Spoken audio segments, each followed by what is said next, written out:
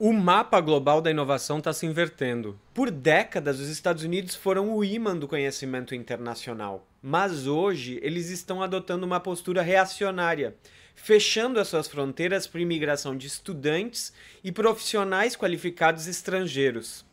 Já a China, ela está adotando uma postura exatamente inversa. Em um movimento estratégico gigante asiático, além de acelerar o processo de desenvolvimento da sua indústria de alta tecnologia, está rolando o tapete vermelho para talentos internacionais nas áreas de ciência, tecnologia, engenharia e matemática. Essa não é apenas uma disputa por mão de obra, é a disputa pela hegemonia do futuro. Enquanto a China sinaliza que está com as portas abertas, os Estados Unidos estão fechando elas. Esse movimento pode não só redesenhar as rotas de imigração intelectual, mas definir como vai ser a próxima revolução tecnológica. E a guerra por cérebros está apenas começando. Esse é o assunto de hoje e você sabe como funciona. O mundo está passando por mudanças muito grandes e o canal Reprogramando o Sistema foi criado para falar a verdade sobre isso. Se você também quiser saber como lidar com essas mudanças que estão acontecendo a nível internacional, então te inscreve no canal, comenta aqui embaixo sobre o vídeo e compartilha com quem também acha que o Brasil precisa evoluir. Eu agradeço muito por você estar aqui. É importante lembrar que o cenário econômico dos Estados Unidos na primeira metade do século XX, durante as duas grandes guerras e logo após, era de uma pujante economia manufatureira.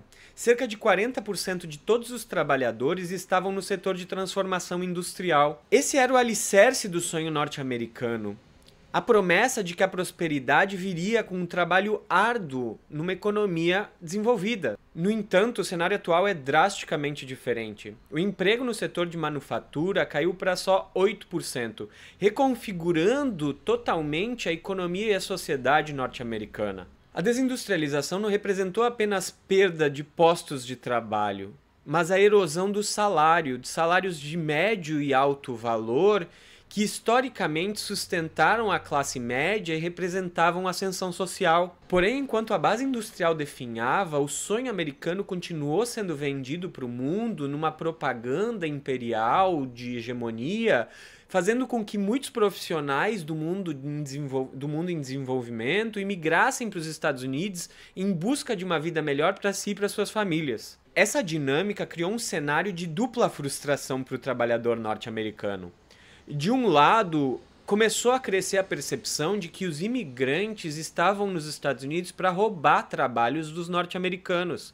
E por outro, uma frustração com as próprias corporações norte-americanas que preferiam contratar imigrantes que aceitavam um salário mais baixo. O resultado foi um crescente sentimento de injustiça e de ressentimento, que frequentemente se traduziu em xenofobia contra os estrangeiros, que foram pintados como os vilões desse processo. Contudo, o verdadeiro cerne do problema não está na imigração desses talentos estrangeiros, mas sim no modelo neoliberal que promoveu uma mudança radical na economia norte-americana. A partir da década de 1980, guiadas pela ideia de livre mercado e pela busca de lucro no curto prazo, as corporações norte-americanas agiram com uma falta de lealdade muito grande em relação aos trabalhadores norte-americanos e ao país enquanto um todo. De forma sistemática, os empresários norte-americanos tomaram a decisão de transferir fábricas e linhas de produção para a Ásia, particularmente para a China, na busca de custos menores de produção, de menores regulamentações e de incentivos fiscais. A fuga de capitais e de capacidade produtiva esvaziou o coração da indústria dos Estados Unidos para deixar os acionistas que buscam ganhar dinheiro sem trabalhar felizes. Então o país que liderou tecnologicamente o século XX, chegando a colocar o homem na Lua, por ação dos próprios empresários nacionais que foram contra os seus próprios trabalhadores, chegou hoje a comprometer a sua soberania produtiva e a sua capacidade de inovar e liderar o futuro da corrida tecnológica. E os cidadãos norte-americanos, que eles mesmos já não acreditam mais no sonho americano, agora pressionam os parlamentares e o presidente eleito dos Estados Unidos para que controle a crise de imigração e mantenha os empregos que sobraram para os norte-americanos. Em contraste com os Estados Unidos, a China é um caso de sucesso de desenvolvimento industrial no início do século XXI.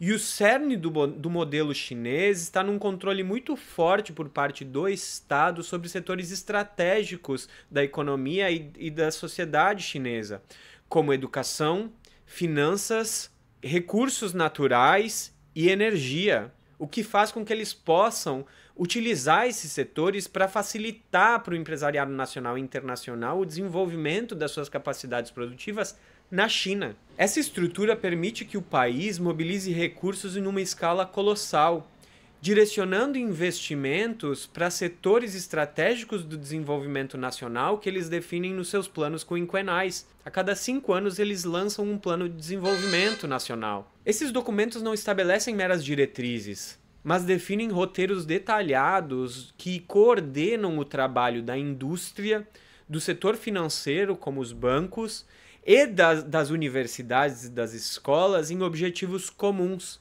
como, por exemplo, a transição para uma economia de alta inovação e alta tecnologia. Aliando esse planejamento central com uma vasta escala populacional, porque a China tinha a maior população do planeta e uma população que aceitava salários mais baixos do que os países desenvolvidos, a China conseguiu fazer a mais rápida e abrangente revolução industrial da história moderna do planeta. Em menos de 2 décadas, o país conseguiu um aumento espantoso de 700% na sua produção industrial. Esse crescimento vertiginoso fez a China superar os Estados Unidos, tornando-se a maior potência industrial do planeta. Hoje, o valor adicionado na manufatura na China é quase o dobro do que se produz no seu rival norte-americano. Contudo, a ambição chinesa não se limita à quantidade, mas sim avança em direção à qualidade e à sofisticação tecnológica. Por meio de iniciativas como Made in China 2025, o país buscou avançar em direção a tecnologias de ponta, tentando ser autossuficiente e atingir a liderança global nas tecnologias do futuro, como inteligência artificial, semicondutores, biotecnologia e veículos elétricos. E para alimentar essa nova fase do desenvolvimento, a China não precisa somente depender de suas capacidades internas. Reconhecendo o valor do capital humano global, a China está começando a facilitar vistos e financiar pesquisas para atrair trabalhadores e estudantes de alto potencial a nível internacional. Uma estratégia agressiva para atrair cérebros visa internalizar o conhecimento estrangeiro,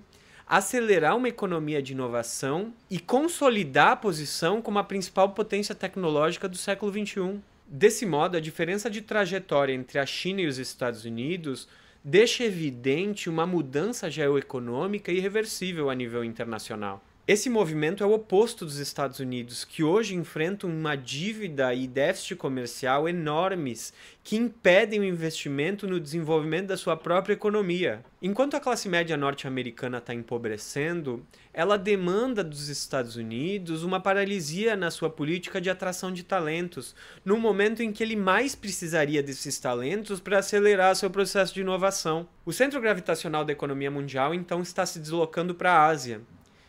E o modelo de intervenção estatal e de planejamento de longo prazo da China vai virar um novo exemplo para o mundo. Do ponto de vista do Brasil, copiar o modelo norte-americano é anacrônico, porque isso só vai ampliar o nosso atraso estratégico. Portanto, entender a estratégia chinesa é essencial. Não para a gente copiar a estratégia chinesa cegamente, mas para a gente entender como ela está se desenvolvendo e como ela está retendo e valorizando seus próprios talentos. O Brasil não pode ser um exportador passivo de cérebros, mas sim precisa se tornar um polo importador de cérebros. Senão, a gente vai ficar de novo à deriva da fronteira tecnológica do século XXI. E se você chegou até aqui, é porque você, assim como eu, também se importa. Aqui no canal, a gente vai construir esse Brasil do futuro com reflexão, porque despertar é o primeiro passo nessa evolução.